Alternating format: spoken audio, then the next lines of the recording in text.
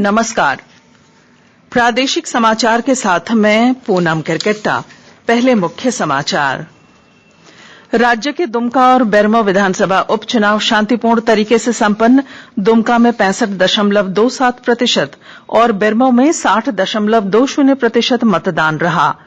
Bharatiya Janata party के वरिष्ठ नेता और प्रधानमंत्री नरेंद्र मोदी ने कहा है कि एनडीए बिहार में गरीबों के विकास के लिए कटिबद्ध है।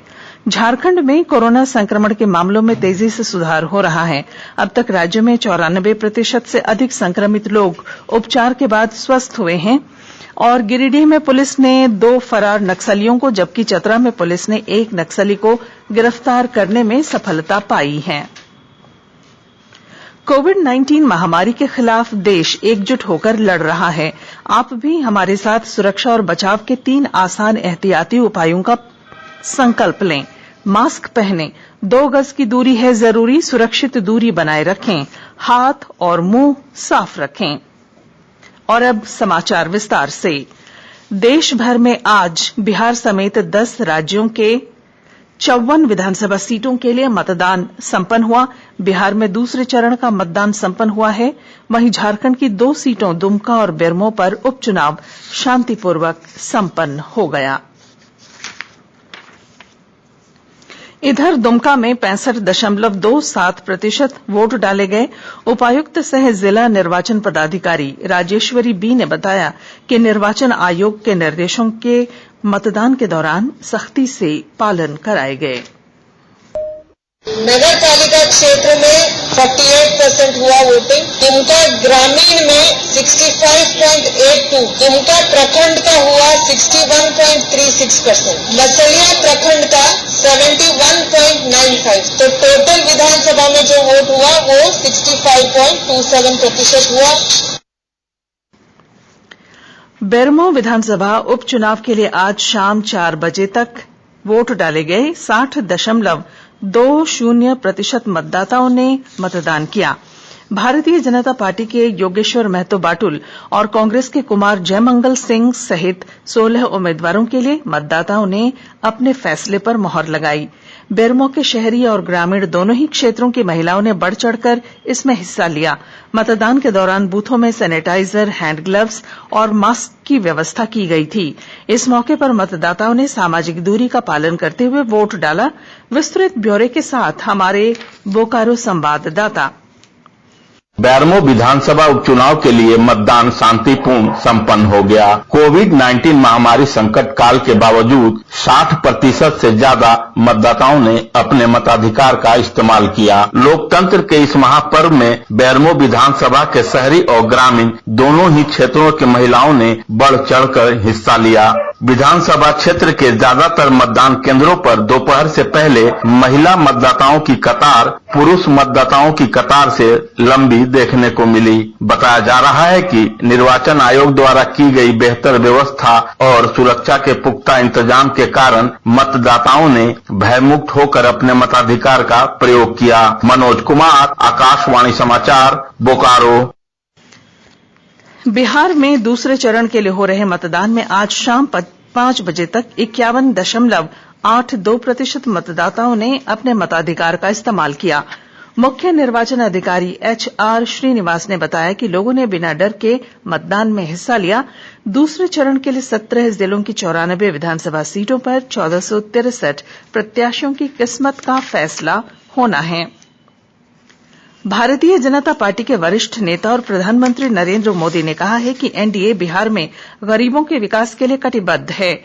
आज सहरसा में एक चुनावी सभा में उन्होंने कहा कि प्रदेशवासी आत्मनिर्भर भारत और आत्मनिर्भर बिहार के लिए प्रतिबद्ध हैं।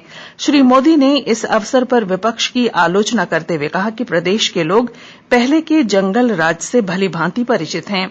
उन्होंने केंद्र सरकार द्वारा जन धन योजना, मुद्रा योजना सहित कई अन्य योजनाओं और परियोजनाओं का उल्लेख किया। श्री मोदी ने कहा कि जन धन योजना के कारण ही कोरोना काल में भी लाखों किसानों के खातों में सीधे अंतरण के माध्यम से राशि पहुंची। वरिष्ठ कांग्रेस नेता राहुल गांधी ने बिहार के कटिहार जिले के कोरहा में एक रैली को संबोधित किया। उन्होंने आरोप लगाया कि कोविड-19 लॉकडाउन के दौरान बिहार के प्रवासी मजदूरों के साथ दुर्व्यवहार किया गया और उन्हें उनकी किस्मत पर छोड़ दिया गया। श्री गांधी ने कहा कि केंद्र और बिहार दोनों ही सरकारों ने प्रवासी मजदूरों की समस्याओं पर ध्यान नहीं दिया। साथ ही उन्होंने कहा कि श्री नीतीश कुमार के शासनकाल में राज्य में बड़ा निवेश नहीं हो पाया। आकाशवाणी के ताजा तरीन समाचारों के लिए आप हमारी वेबसाइट newsonair.com पर लॉग ऑन कर सकते हैं। ताजा समाचार Twitter handle @AIR news alerts और Facebook page All India Radio news पर भी उपलब्ध है। आप प्रादेशिक समाचार एकांश के ट्विटर हैंडल @AIR News_Ranchi और Facebook page AIR news Ranchi के अलावा YouTube channel regional news unit Ranchi पर भी हमारे बुलेटिन सुन सकते हैं। प्रादेशिक समाचार आप आकाशवाणी रांची से सुन रहे हैं और अब पेश हैं कोरोना से बचाव के कुछ संदेश।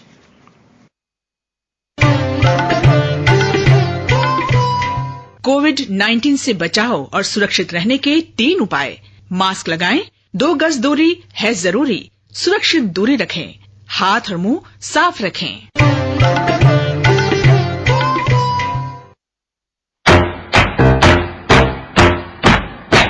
चलो मिलकर इस शुरुआत करें, चलो एक फैसला आज करें, मास्क नहीं तो टोकेंगे, कोरोना को रोकेंगे।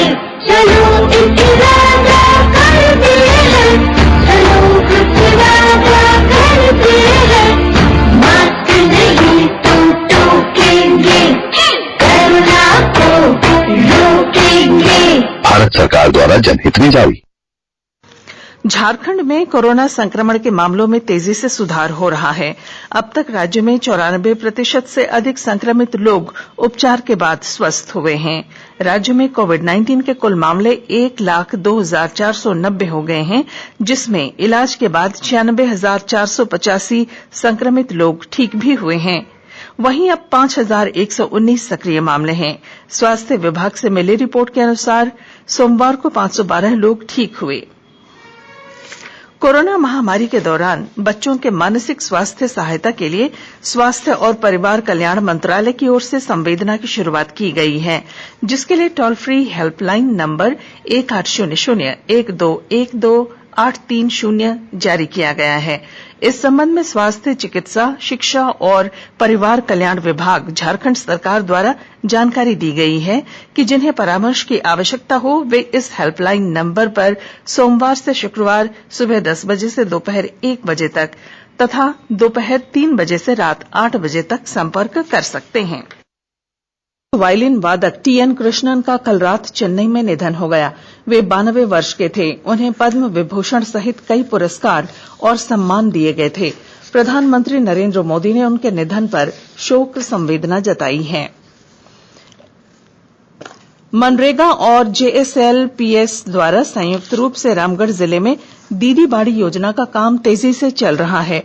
इस योजना के तहत ग्रामीण क्षेत्र के परिवार को उनके घर के पास के 1 से 5 डिसमिल तक के क्षेत्र में विभिन्न प्रकार की गतिविधियां संचालित की जाती हैं, जिसके विरुद्ध 1 वर्ष में 100 मानव दिवस का भुगतान किया जाना है। इस संबंध में उप विकास आयुक्त ने परियोजना पदाधिकारी को व्यापक प्रचार प्रसार करने का निर्देश दिया है। गिरिडीह जिले के मुफस्सिल थाना क्षेत्र में पुलिस ने मटरूखा में नक्सली पर्चा बांटने वाले 2 फरार आरोपियों को गिरफ्तार किया। आरोपियों पर 9 जनवरी 2009 को मुफस्सिल थाना में एफआईआर दर्ज की गई। थाना प्रभारी रत्नेश मोहन ठाकुर ने बताया कि आरोपी लंबे समय से फरार चल रहे थे। थाना प्रभारी ने बताया कि दोनों इस कांड में प्राथमिक अभियुक्त हैं। पूछताछ में आरोपी जानकी कोल ने पुलिस को बताया कि प्रतिबंधित नक्सली संगठन भाकपा माओवादी के लिए वह काम किया करता था। चतरा में पुलिस ने उग्रवाद प्रभावित प्रतापपुर थाना क्षेत्र से टीपीसी उग्रवादी को नक्सली पर्चे के साथ गिरफ्तार किया है। अनुमंडल पुलिस पदाधिकारी अविनाश कुमार ने बताया कि गिरफ्तार नक्सली का मुख्य उद्देश्य नक्सली पर्चे फेंककर लोगों में दहशत फैलाना था। वहीं एक अन्य मामले के बारे में एसडीपीओ ने बताया कि बिहार ले जाई जा रही अवैध देसी शराब की 82 पेटियां समेत एक तस्कर को गिरफ्तार किया गया है। रामगढ़ जिले में अवैध शराब और मादक पदार्थ के खिलाफ छापेमारी लगातार जारी है। आज तीसरे दिन भी छापेमारी की गई। पुलिस अधीक्षक प्रभात कुमार ने बताया कि रामगढ़, मांडू, गोला, राजरप्पा, बरलंगा, पतरातू, भुरकुंडा, भदानी नगर, बड़का काना, कुजू थाना क्षेत्र में लगभग 2000 किलो से अधिक जावा महुआ नष्ट किया गया। इसके अलावा हजारों लीटर अवैध महुआ शराब भी नष्ट की गई। राजमहल परियोजना में जिले में कार्यरत ईस्टर्न कोलफील्ड लिमिटेड की राजमहल परियोजना की खुली खदान में मिट्टी उठाने गए दंपति चाल धंसने से उसके नीचे दब गए। घटना में पति की घटनास्थल पर ही मौत हो गई, जबकि पत्नी गंभीर रूप से घायल हो गई, जिसे अस्पताल में भर्ती करा दिया गया है। पाकुड़ जिले में पुलिस ने महेशपुर प्रखंड के दर्जनों प्रधानमंत्री आवास योजना के लाभुकों के खाते से लाखों रुपए फर्जीवाड़ा कर गायब करने वाले साइबर अपराधी को गिरफ्तार किया है। पुलिस अधीक्षक मणिलाल मंडल ने बताया कि गिरफ्तार अपराधी ग्राहक सेवा केंद्र का संचालक है और वह लाभुकों के अंगूठों का निशान लेकर फर्जीवाड़ा कर लाखों रुपए उनके बैंक खाते से उसने निकाल लिया है। गोड्डा जिले के बोआरीजोर थाना क्षेत्र अंतर्गत ललमटिया मुख्य मार्ग पर बीआरसी के सामने एक अज्ञात वाहन की चपेट में आने से एक व्यक्ति की घटनास्थल पर ही मौत हो गई।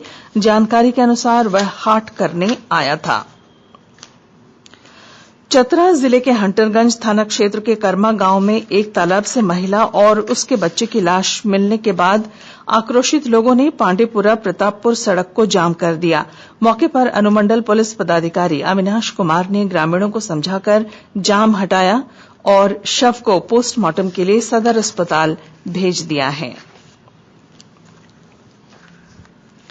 इंटरनेशनल मार्शल आर्ट एकेडमी ईमा द्वारा रांची स्थित मुख्य प्रशिक्षण केंद्र संत जोसेफ क्लब में 3 दिवसीय कराटे प्रशिक्षण शिविर का आज शुभारंभ किया गया।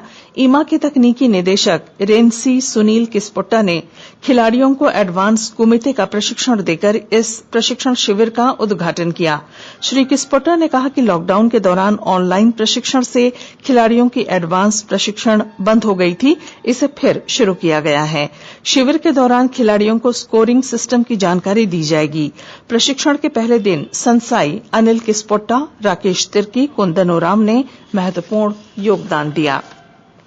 और अब कुछ संक्षिप्त खबरें।